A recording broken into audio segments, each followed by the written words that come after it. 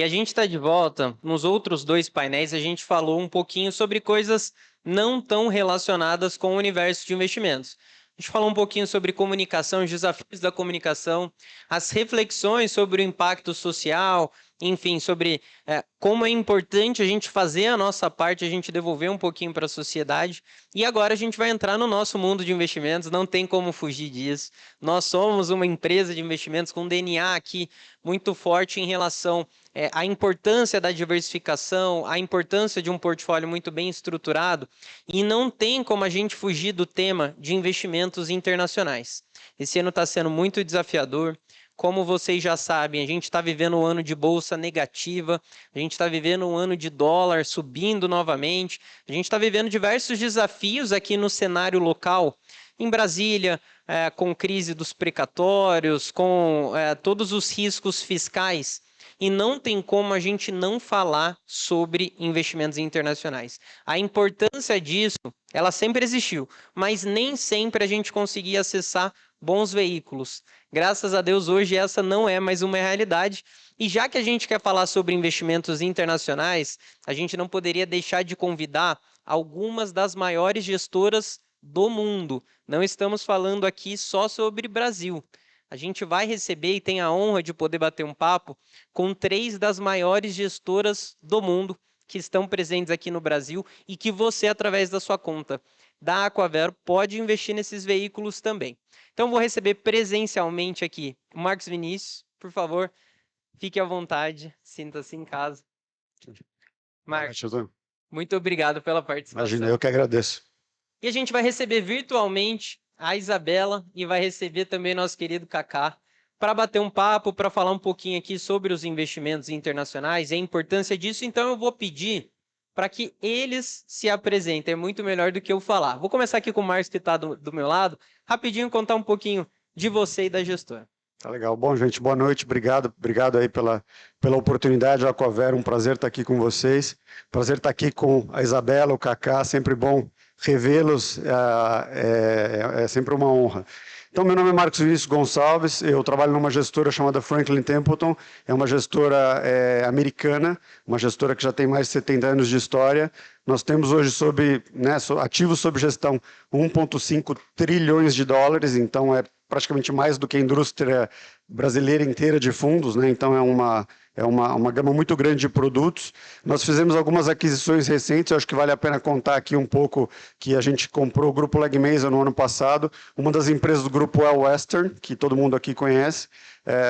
E eu acho que, no final das contas, uma das coisas que a gente tem feito mais aqui é internacional. Eu faço isso há mais de 20 anos e eu posso dizer, e aí eu acho que reforçando um pouco do teu ponto, a gente nunca teve um momento tão positivo em termos de investimento internacional. Eu acho que é um momento muito legal e é um tópico muito bom para a gente conversar.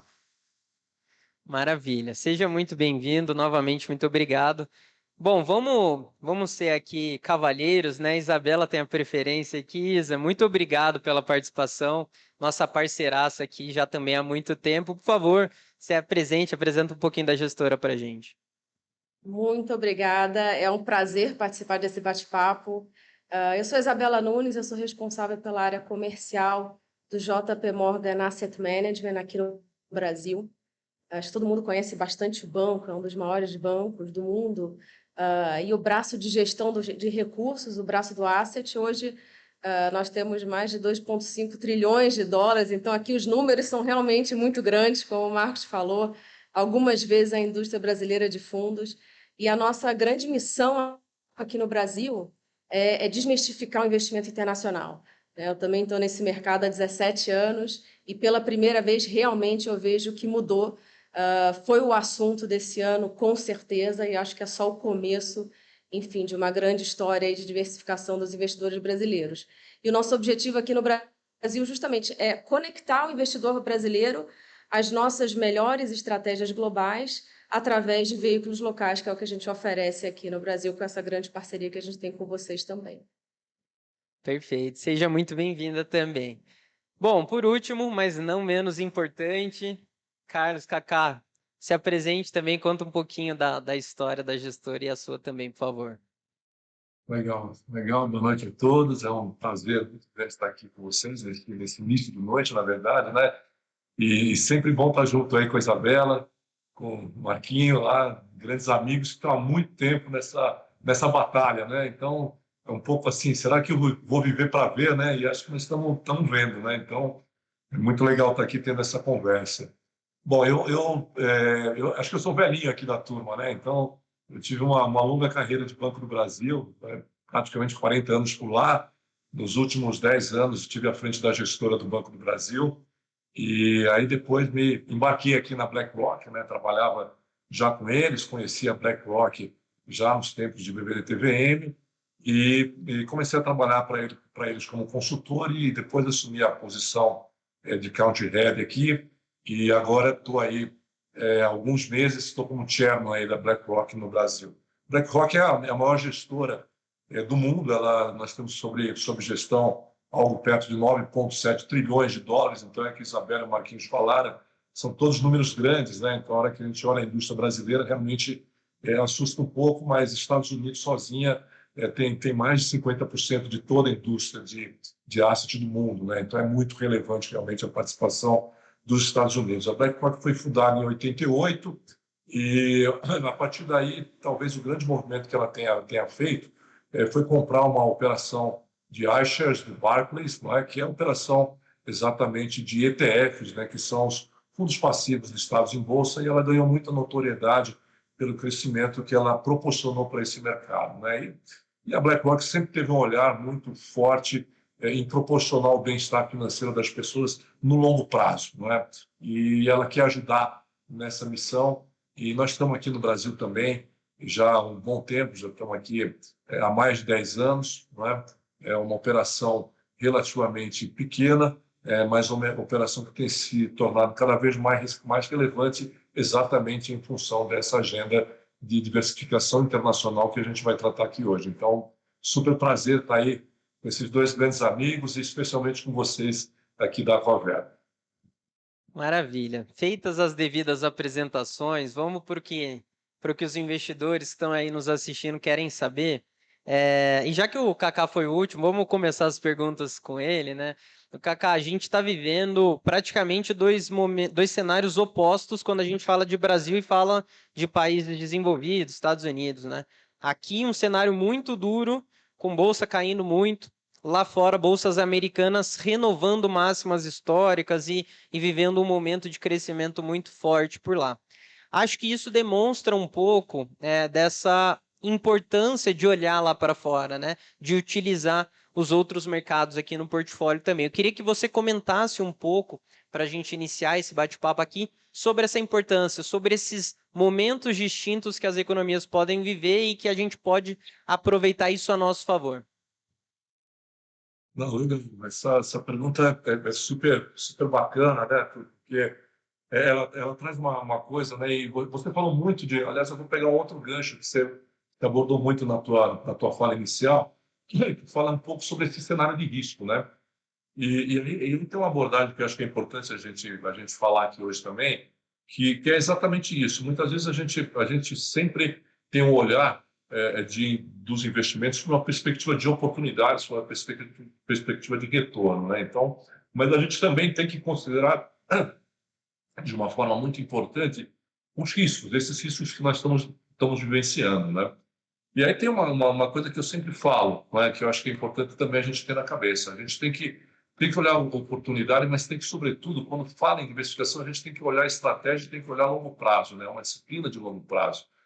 Porque os mercados, no final das contas, mostram isso, né? E aí a diversificação vem muito dentro de um contexto também de você. Quando a gente fala em diversificação, acho que a palavra por si só já diz tudo, né? A gente não está falando em excluir, a gente está falando em incluir mais alternativas para ter mais oportunidades e para proteger melhor, ou seja, mitigar riscos quando você tem cenários mais complexos que nem a gente está vivenciando agora. E o que a gente verifica é exatamente isso. Quando você diversifica internacionalmente, você vai estar diversificando de forma, como a gente fala, de forma descorrelacionada, né? Então, de tal maneira que você tem a baixa correlação entre uma coisa e outra, que aí sim você vai estar diversificando as oportunidades e vai estar também ajustando as perspectivas de risco. E a hora que você olha alguns mercados, acho que também é importante a gente ter isso em mente, né? Nós falamos um pouco vamos dizer, mercado, o que nós estamos vivendo agora aqui, com toda essa agenda complexa que a gente está vendo, discussão de precatórios, cenário político para o ano que vem, e lá fora a gente está vendo um outro contexto, né? Então, claro que isso na perspectiva macro você tem essa situação toda, mas também a gente tem que olhar a abrangência e tamanho de mercados, né? Que também é bastante relevante. Então, a hora que a gente olha, por exemplo, os mercados internacionais, nós estamos falando em bolsas, né? Que, via de regra, tem mais de 2.000 empresas listadas, né? Então, a hora que você olha só a Bolsa Americana, nós estamos falando lá de 2.700 empresas listadas contra 400 empresas listadas. Apesar de todo o avanço de mercado de capitais aqui no Brasil, ainda são tamanhos muito distintos, não é? E também os setores. Então, você tem setores muito mais diversificados, você abrange muito mais setores quando você vai para o mercado lá fora.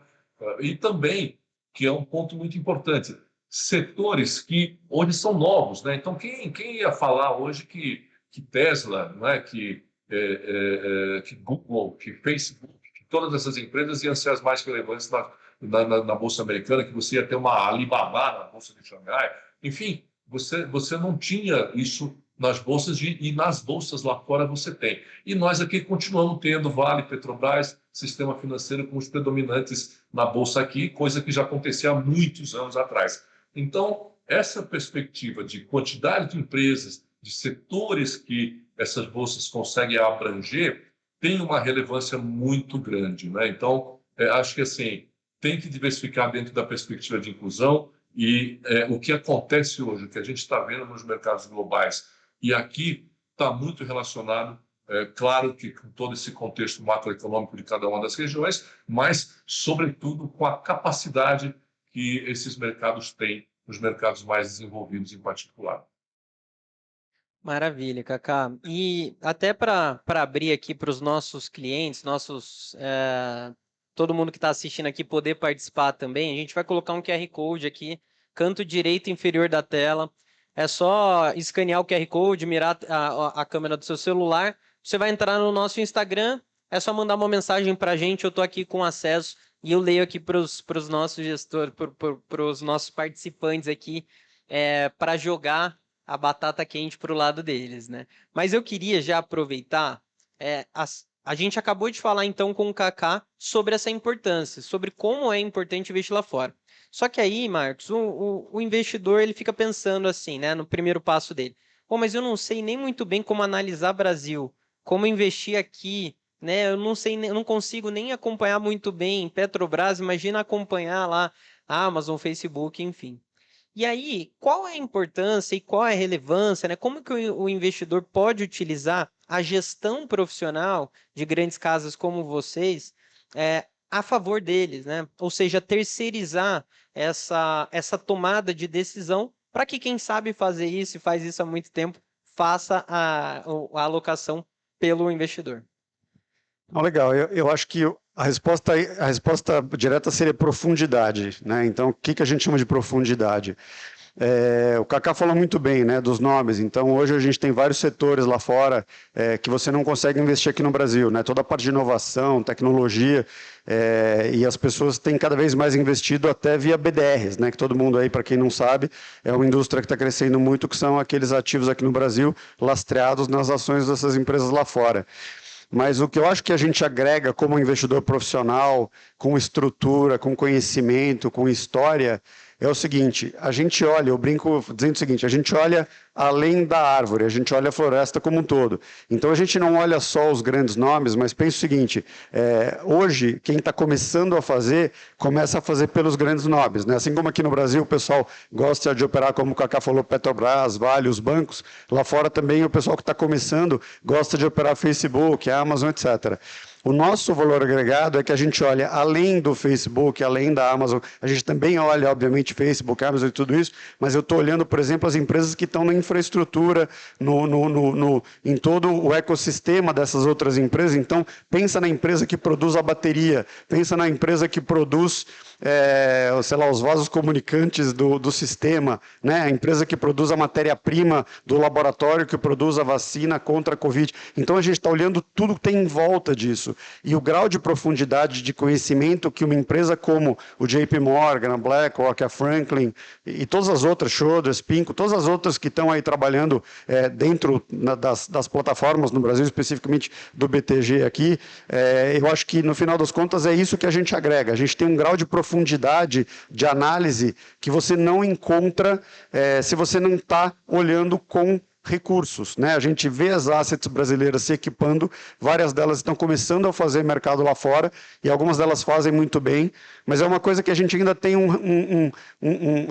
uma dificuldade de entender na cabeça do investidor brasileiro. Se ele começa a investir fora da sua zona de conforto, ele vai investir com empresas que têm presença lá. E quando eu falo lá, a gente geralmente também fala muito Estados Unidos, né? Mas pensa que todas as empresas têm presença em 40 países. Então, você vai buscar oportunidade na Europa Ocidental, na Austrália, na Ásia, que é um mercado que está crescendo, né, exponencialmente. Então, eu acho que é um pouco isso. Quando você está começando a investir, eu acho que duas coisas são importantes. Então, uma é a profundidade e a outra é fazer sozinho. Será que faz sentido? Né? Uma coisa que às vezes o pessoal fala, não, eu gosto de operar minha carteira, mas eu acho difícil. Eu acho que o trabalho que vocês, como assessores, têm é um trabalho de um valor agregado enorme, porque o investidor que está começando já começa com a barreira da língua, né? As pessoas têm essa dificuldade de entender e, de fato, você não vai conseguir ler o prospecto, entender. Então, você precisa ter uma assessoria para poder entender o que é o ecossistema lá fora. E o segundo é você poder entender a natureza desses ativos, que lá fora você tem, de novo usando a palavra profundidade, né, que o Paulo Guedes fala muito disso, né, o financial deepening. Financial deepening nada mais é do que isso, você criar um mercado profundo. O Kaká acabou de falar, 400 empresas é um mercado raso, é um mercado pouco profundo. Então, o que a gente busca com assessoria, com empresas como as nossas, é você ter um conhecimento um pouco mais detalhado do que você está fazendo. E com essa assessoria, você ter a possibilidade de diferenciar o que é um ativo de alto risco, médio risco e baixo risco, e também fazê-lo de acordo com o seu horizonte. Que aí eu acho que é um outro ponto importante também. Exatamente. Inclusive, nessa linha, vou trazer a Isabela aqui para a roda. É muito importante, então a gente já entendeu a importância dessa diversificação global, internacional. Então, de você expor o seu portfólio a estratégias lá fora. Mas muito importante, tão importante quanto, é ter essa presença local, né? No local que está sendo investido. Então, ter analistas espalhados geograficamente, cobrindo de perto as empresas dos países que ele vai fazer, que a gestora vai fazer a alocação, é muito importante. Queria que você comentasse um pouco, Isabela, sobre de fato essa relevância e como que isso se dá, como que isso é transmitido em de fato alocações mais eficientes. Ótimo, acho que esse é uma pergunta importante, que eu acho que é um dos grandes diferenciais aqui das três casas, né, do JP, da BlackRock e da Franklin. Então, acho que um ponto importante o mundo está cada vez mais conectado, né? E quando a gente pensa as receitas de uma companhia, não necessariamente ela vem do país de origem dessa companhia da matriz. Então, é extremamente importante, né, você entender, enfim, estar próximo das empresas, entender o modelo de negócio, as oportunidades. E hoje, obviamente, você tem muita informação, né? Acho que a quantidade de informação é imensa para todo mundo, mas a capacidade de análise de quem está próximo, a gente acredita que é muito maior. Então, hoje, assim, como exemplo, né, hoje o JP Morgan, a gente tem mais de 1.000 analistas de investimento, ou seja, aquelas pessoas que estão pilotando as carteiras, estão analisando as companhias. São mais de 5.000 visitas presenciais. Esse número certamente não vale para 2020, mas eu espero que ele continue valendo para 2022. Existe um orçamento grande que a gente gasta com essas visitas. E acho que a gente fala que né, a equipe, né, de investimento, ela compartilha, vamos falar, são 3 grandes princípios, e o primeiro é exatamente o que o Marcos estava falando, de profundidade da informação, que é para você começar a construir uma base muito sólida, né? Então, a gente tem a pesquisa, enfim, todo o time de pesquisa, análise proprietária, presença nos principais centros financeiros, nas principais regiões, desenvolvendo aí a capacidade de análise e percepção do time. Acho que isso é um dos grandes princípios, se não o mais importante. Eu diria que o segundo é a parte de disciplina, né, de processo de investimento, e isso a gente consegue comprovar. Enfim, a gente tem aí, são carteiras com longo track record, então o processo e a disciplina é extremamente importante. Você estabelecer objetivos claros quando a gente está olhando as companhias, mas lembrando que o mundo está em constante evolução, então é importante você ter a flexibilidade também para evoluir nesses processos de investimento, né? E o que o Marcos falou também, né? Você transformar a incerteza em risco e você quantificar o risco para, enfim, conseguir montar um portfólio adequado para cada um dos investidores. E por último, né, seria esse pensamento mais diverso, né? Então você abrir a cabeça, né, ter uma equipe bem diversa para trazer novas ideias, olhar as empresas de diversos ângulos. Então isso é super importante. Eu gosto de dar um exemplo, né? Esse ano a gente tem visto, assim, a gente tem falado muito do mercado asiático, né? O JP Morgan tem presença local, está na Ásia desde a década de 70, na China desde 1994. Então, você entender cultura, você falar mandarim, falar cantonês, faz muita diferença. Assim. Certamente, um analista baseado em Hong Kong e Xangai, ele vai ter muito mais propriedade para falar de uma companhia do que um analista em qualquer outro lugar do mundo, né? Então, acho que esse que é o grande diferencial, você ter equipes no mundo inteiro, nos principais centros financeiros, e que se conversam, que se conectam para, enfim, buscar onde estão as grandes oportunidades e onde estão os riscos de investimento. Perfeito. Eu vou aproveitar para fazer reloginho aqui, vou voltar lá para o Kaká, pegar um ponto que ele falou ali na apresentação, né? A BlackRock ela é muito conhecida, principalmente aqui no Brasil, pela questão das iShares, né? Dos ETFs, dos fundos passivos, enfim. Como que, se você puder, Kaká, explicar um pouco desse tipo de produto para o nosso investidor que está aqui acompanhando e como que ele pode se beneficiar ao utilizar esse tipo de produto, né? Quais são as vantagens desses ETFs, fundos passivos, enfim.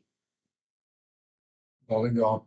Então, só, eu acho que é importante fazer um comentário, né? Diversificação, né, também passa por você ter opções de veículos e formas de investir, né? Que é outra coisa também super legal que está acontecendo no Brasil, né? Então, você tem aí os feeder funds, que são muito utilizados, né? Que tem um tremendo valor, cada dia estão ficando mais acessíveis, né? E cada dia o mercado está trabalhando para torná-los mais acessíveis ainda. Tem os ETFs, que eu vou falar um pouco para vocês, os BDRs, né? Que o Marquinhos comentou, né? Que também agora que também é um veículo para você trazer os ETFs globais, né? Então, acho que é bacana falar um pouco sobre isso. Mas só começando, dando um passo, então, na tua pergunta, né, Arthur? Os ETFs, na verdade, são a sigla do Exchange Traded Funds, né? E, na verdade, são fundos listados em bolsas de valores, né? E os ETFs, a principal característica, e é por isso que eles recebem esse nome de fundos passivos também, vamos dizer assim, né? É porque eles replicam o índice, né? Então, eles replicam o índice, assim, para ter um exemplo local, né? Então, você tem, por exemplo, nós temos na BlackRock o ETF VOVA11, que é bastante famoso, é o maior ETF local aqui do Brasil, que replica o índice Bovespa, né? Então, ele replica o índice Bovespa, então ele tem que seguir o índice, né? Nós temos lá, aqui também tem localmente, né? O ETF local tem o IVV11, né, que replica o S&P 500, né, que, no caso, é o índice mais antigo do mundo, né, um índice lá que, se você voltar na história, ele começou a ser construído em 1860 e, assim, virou, se não me engano, tá, e virou S&P 500 em 1957, né, então, é um índice antiquíssimo, o IVV11, por exemplo, segue esse índice. Então, ele tem essa função, isso permite com que você, a hora que você tem uma cesta de ativos, não é? Que tenha, e aí entra um pouco, vou dar a palavrinha do Marquinho aí, que acho que vale para muitos mercados, né? A hora que você tem um mercado que tem profundidade e tem uma abrangência suficiente de ativos, você consegue botar um índice no ar e aí esse índice pode ser replicado através de um ETF. Né? E sobre a perspectiva de diversificação internacional, agora, recentemente, na verdade, no ano passado, a gente já podia ter os BDRs de ações de empresas listadas lá fora, não é? Então, você podia ter aí uma ação da Amazon, que você pode trazer para o Brasil através do BDR, e aí você compra a ação diretamente, você negocia a ação diretamente aqui na Bolsa do Brasil. Não é? Recentemente, o que acabou acontecendo? A CVM, que é a reguladora do mercado de investimentos, né, ela permitiu que fossem trazidos ETFs globais através do BDR. Né? Então, utilizar o BDR para trazer os ETFs globais. E aí, nós conseguimos trazer, já temos 74 BDRs de ETFs globais listados na Bolsa aqui brasileira, não é? E que permite, então, ao investidor acessar diversas geografias, permite acessar mercado americano, permite acessar mercado europeu, mercado asiático, que a Isabela comentou, que é um mercado que teve muito aí em perspectiva, né? Todo mundo quis conhecer um pouco mais do que está acontecendo por lá.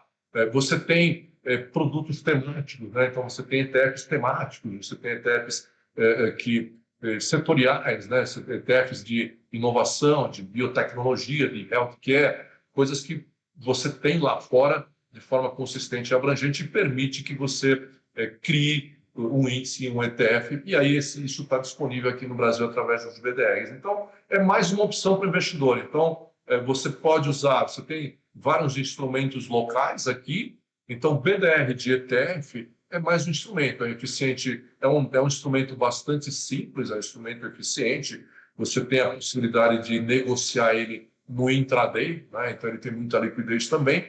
Enfim, tem características para quem está buscando esse tipo de investimento, é uma opção super interessante.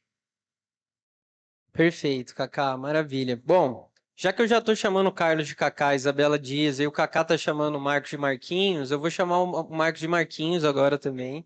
E, Marquinhos, vamos lá. Vou pegar também uma parte que você falou ali no comecinho da apresentação, que a Franklin Templeton adquiriu a Legg Mason, né?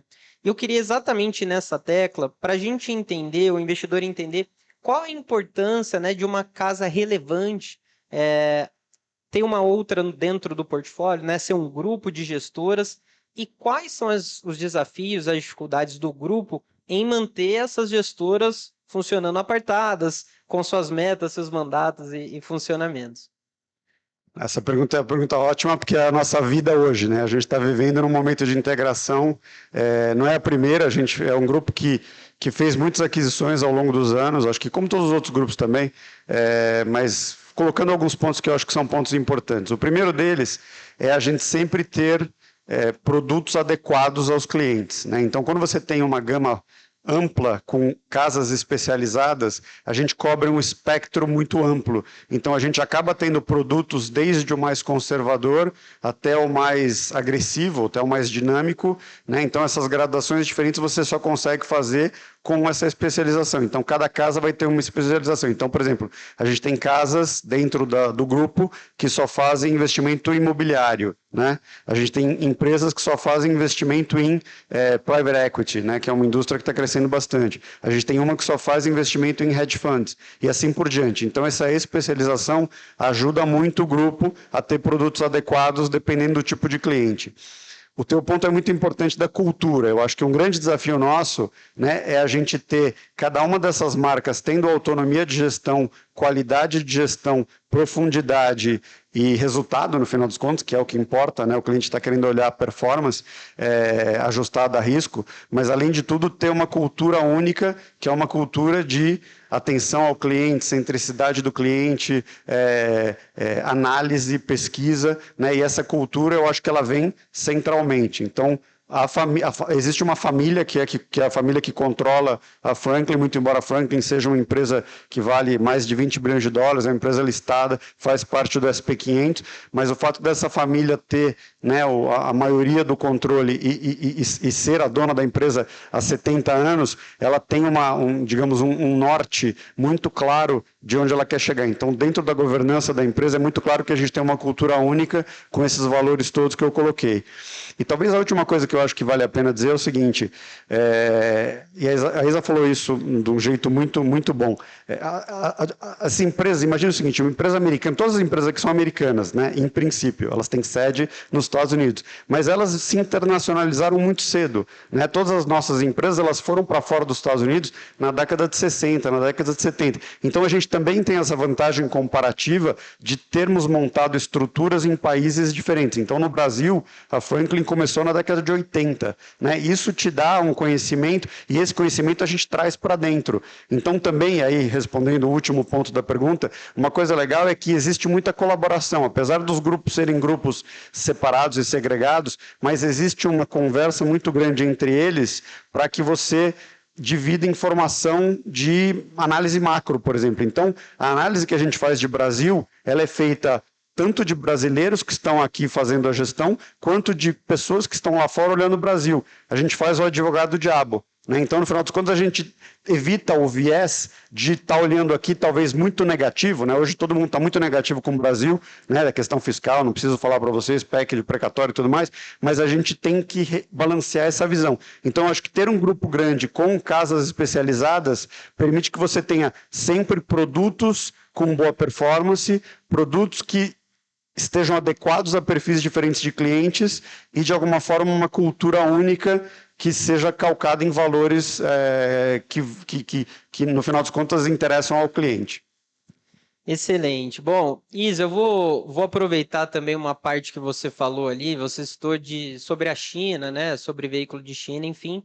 E quando a gente pensa em investimentos internacionais, naturalmente a gente pensa, né, numa diversificação global, mas existem também veículos que fazem algumas teses específicas, né? Investem só em China, investem só em Estados Unidos, só em Europa, só em tecnologia, só em saúde, enfim. Existem diversas linhas, né, teses de investimentos nesse sentido. Como que o investidor também pode utilizar isso a favor dele? Como analisar, como entender o veículo, o momento e a alocação da gestora?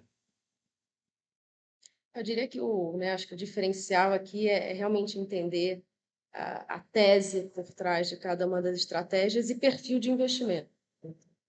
Então, assim, exemplo, hoje o JP, no mundo, a gente tem são mais de 500 estratégias fora do Brasil, desde renda fixa, renda variável, fundos alternativos, fundos temáticos, ETFs. Aqui no Brasil, a gente tem desde fundo de renda fixa global, com proteção cambial, a fundo macro e fundo de renda variável com exposição ao dólar. Então, e o mercado no Brasil tem evoluído muito, né? Se a gente olhar há 2 anos atrás, e a gente, enfim, mapeia bastante o mercado brasileiro, eram menos de 200 estratégias disponíveis para o investidor brasileiro. Né? Aqui, enfim, estratégias locais que realmente investem fora do Brasil quase que a totalidade. Hoje, elas são mais de 500 estratégias. Então, oportunidade não falta e é só o começo. Então, o que a gente acredita é que é importante conhecer o gestor, conhecer a estratégia e fazer um investimento de longo prazo. Eu acho que os benefícios são enormes para a carteira. E como o Marcos falou no começo, acho que o papel do assessor de investimento nunca foi tão importante, enfim, quanto o momento que a gente vive hoje, né? Então, durante muito tempo, o que a gente viu no Brasil foram ventos contrários à diversificação global, né? Então, seja a regulação, que não era tão favorável, seja a arquitetura, a gente sempre viu uma arquitetura fechada no mercado brasileiro, e hoje, enfim, uma arquitetura aberta, e taxa de juros 2 dígitos no Brasil, então isso já melhorou. Então, quando a gente olha, né, de anos para cá, a evolução da indústria foi muito importante. O Brasil é um mercado muito limitado, né? A gente costuma falar do 3-2-1, que o Brasil ele mais ou menos aí cerca de 3% do PIB global, cerca de 2% da renda fixa global e 1% da renda variável. Então, de todas as ações emitidas no mundo, de mercados emergentes, mercados envolvidos, o Brasil representa 1%. Né? O investidor brasileiro que só investe aqui está deixando 99% das oportunidades na mesa. Né? Então, você ter acesso, né, seja a uma estratégia com uma tese específica, de uma região específica, você tem acesso a mercados desenvolvidos, você tem acesso a setores, como a gente falou no início, o Kaká falou de, por exemplo, tecnologia, ou mesmo o setor de saúde, que muitas vezes a gente não tem uma representatividade tão grande aqui na Bolsa Brasileira, acesso a teses estruturais de longo prazo, como o crescimento do mercado asiático, que a gente tem falado bastante. Você traz baixa correlação enfim, com os ativos locais, ou seja, as estratégias elas se complementam. Você melhora o retorno, né, um ajustado a risco, quando você combina estratégias globais com estratégias locais, e de uma forma simples, de uma forma transparente, com um custo atrativo. Então, eu acho que a melhor forma é realmente entender as oportunidades que tem na mesa aqui para o investidor brasileiro e entender o perfil de cada um, né? Apesar da gente falar da grande maioria aqui de estratégias com liquidez, não é esse o ponto, mas entender, né, o objetivo do investimento, qual o prazo do investimento, porque muitos mercados, como a Ásia, por exemplo, é um mercado que tem bastante volatilidade, né? Então, é preciso entender, compreender e segurar o investimento por um tempo mais longo. Excelente. Bom, seguindo o reloginho, voltando lá para o Kaká, o investidor então tomou a primeira decisão, que foi investir internacionalmente. Só que agora ele precisa tomar uma segunda decisão, que é: eu vou fazer isso com exposição ao dólar ou eu vou me proteger da variação cambial? E a gente, né, tá num país que sente isso na veia todos os dias, né? Todo mundo comenta, todo mundo sabe que o dólar deveria estar em um patamar mais baixo frente ao real, mas não é isso que acontece. E a gente consegue voltar lá para os 4,90, sobe de novo para 5,70, fica na casa dos 5,50. E quais são os pontos que devem ser avaliados, Kaká, nessa escolha? Quais são as vantagens e desvantagens de você escolher um veículo que tenha exposição ao dólar ou que ele esteja arrediado? Bom, essa pergunta vale um bom dinheiro, viu? Não, é uma ótima pergunta, porque acho que é a dúvida que todo mundo tem, né? Mesmo porque a gente vive nesse país que traz essa volatilidade enorme, né, com relação ao dólar. Então, a gente, né, lá em, quem é mais velhinho, né, lá em 95, quando teve lá o plano cruzado, aí criou ali aquela metodologia de virar um por um, né, para ver se segurava esse negócio. E aí vai daqui, vai dar para lá e estamos onde estamos, né? E vem mesmo volatilidade. Tem gente que fala que pode até subir mais no ano que vem, enfim. E tem gente que acha que devia estar mais baixo, né? Então é sempre uma discussão importante, né? Mas o que eu vejo é o seguinte: você tem que ver dois olhares. Primeiro, eu acho que é o que a Isa falou, que é o olhar de longo prazo. A gente tem que ter um olhar de longo prazo, tem que ter disciplina. Eu acho que são dois princípios fundamentais para a gente poder investir bem, poder capturar oportunidades e proteger o patrimônio também, né? Então, eu acho que esse olhar é fundamental. E também ter uma visão clara de qual é a sua perspectiva de planejamento em cada um dos momentos que você vai ter, desculpa, no seu ciclo.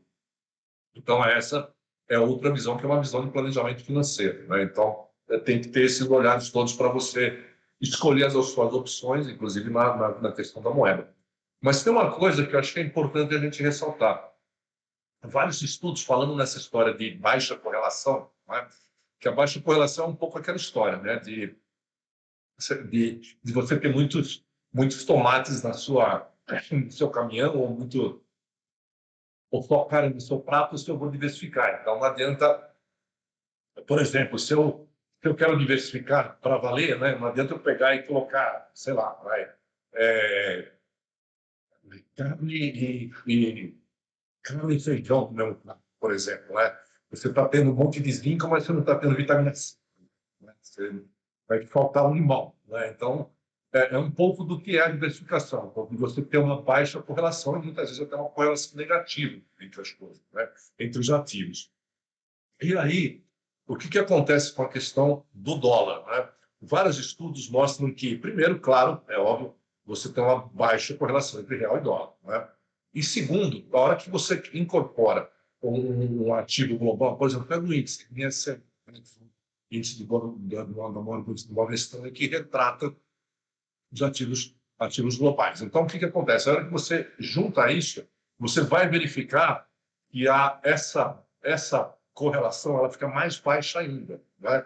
Então, aí, de fato, você está dentro de uma lógica de diversificação ao você considerar a diversificação de moeda e considerando diversificação na exposição dos ativos internacionalmente, você está trazendo a sua diversificação de uma forma mais intensa. Não é? Mas, de novo, você tem que também ter a clareza, é a mesma coisa que a Isa falou com relação à China. Não é? Então, você fazer exposições a esses mercados, também você tem que ter essa perspectiva de que também tem volatilidade. Né? Bom, renda fixa no Brasil tem volatilidade, né? Tem gente que acha que não tem, mas tem. Né? Então, a volatilidade está aí e ela tem que ser considerada nas suas alocações. E moeda também nem precisa falar. Mas, efetivamente, quando você faz uma exposição num ativo no exterior, na moeda do exterior, você efetivamente está fazendo uma diversificação mais profunda, com certeza, porque a correlação é muito baixa nesse caso. Perfeito, Kaká. Agora voltando com o Marquinhos, já somos próximos aqui, íntimos. A gente falou, então, tomamos a primeira decisão, investir internacionalmente. Segunda, se vai ser redeado ou não. A terceira o investidor ele costuma ver os investimentos internacionais como uma caixinha única, né? Investir lá fora, estou diversificado. Só que mesmo lá fora, também é importante diversificar, né? Não só se expor a investimentos fora do país, como se expor de diferentes formas, né? O investidor que coloca só em um veículo dos Estados Unidos, ele está descorrelacionado do Brasil, mas ele está exposto só aos Estados Unidos lá fora. Queria que você comentasse um pouco sobre essa importância de, dentro do internacional, também fazer a diversificação, né? Não, perfeito. E eu acho que esse é o ponto de que a gente chama lá fora de classes de ativos, né? Então, quando você investe lá fora, você vai ter uma multiplicidade de alternativas. Então, para dar um exemplo, quando você investe em renda fixa nos Estados Unidos, não existe renda fixa nos Estados Unidos. Você vai ter título do governo americano, título de agências hipotecárias, título de empresas, grau de investimento, títulos de empresas chamadas alto rendimento, que é o tal do high yield, e assim sucessivamente. Então, você lá fora, voltando ao tema da profundidade, você vai ter uma diversidade muito grande de opções. E cada um desses segmentos reage de uma maneira diferente à taxa de juros, ao nível de desemprego, ao crescimento do PIB. Então, essa diversificação ela é fundamental dentro desses espectros todos. Da mesma forma com ações, né? Você vai ter empresas grandes, médias, pequenas, empresas com perfil setorial, empresas com perfil mais de setores mais núcleo, né, core, que a gente chama lá fora, e aí você tem as alocações regionais também, né, que a gente estava falando aqui. Então, de repente, você está olhando os motores de crescimento da Europa, o momento da Europa, às vezes ele é totalmente desincronizado do momento da Ásia, do momento dos Estados Unidos. Então, você aproveitar esses movimentos diferentes, capitalizar o melhor que tem em cada um deles, e, além de tudo, aproveitar que, em alguns casos, você tem como, por exemplo, eu falei aqui da Europa, para usar o exemplo, muitas empresas europeias são empresas que estão na Europa, como a Isa falou, mas que derivam grande parte do seu resultado de outros mercados. Pega, por exemplo, a Nestlé. A Nestlé é uma empresa que está na nossa vida, né? Para citar um exemplo, só podia citar qualquer outro, mas é uma empresa que deriva grande parte da sua receita fora da Europa, muito embora esteja sediada na Suíça. Então, eu acho que é um pouco isso. Quando a gente fala de investimento internacional, as pessoas às vezes colocam todo mundo nessa caixinha. E é uma coisa meio absurda, né? Porque se eu falar para você, olha, eu moro fora, você não vai falar, legal, você mora fora, mas você mora onde? Né? Eu posso morar na Zâmbia, no Paraguai, né? No Texas ou em qualquer lugar do mundo fora do Brasil. Então, investimento fora não é uma caixinha só, ele na verdade é um universo, literalmente. O Brasil, na verdade, é um caso particular do investimento global. Quando você monta uma carteira lá fora, você precisa ter essa compreensão de que você tem espectros diferentes, níveis diferentes de risco.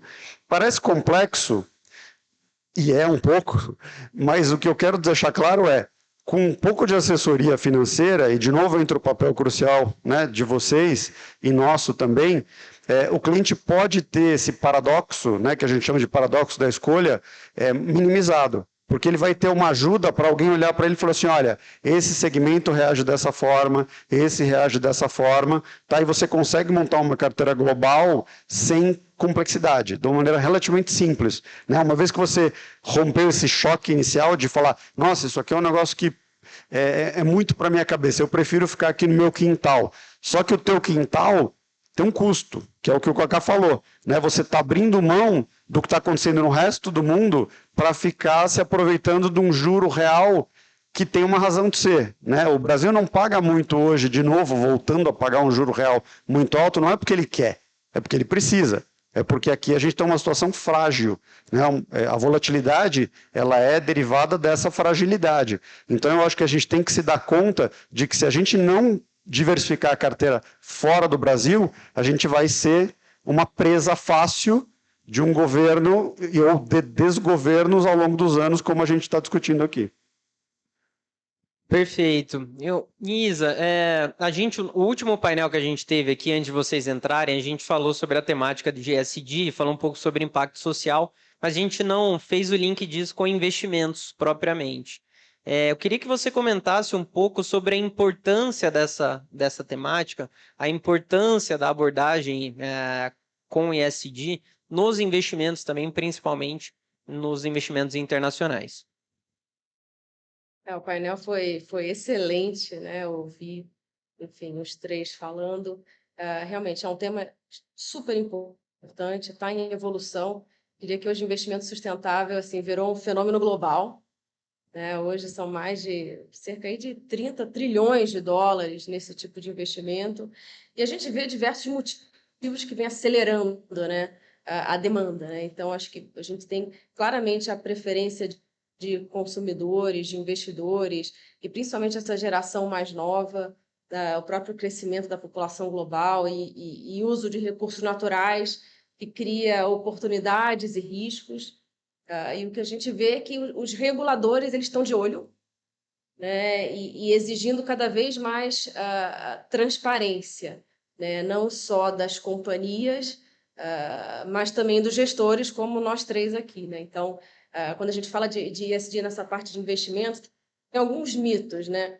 Então, acho que um mito que sempre falam é que investimento sustentável significa você deixar um pouco de lado a performance.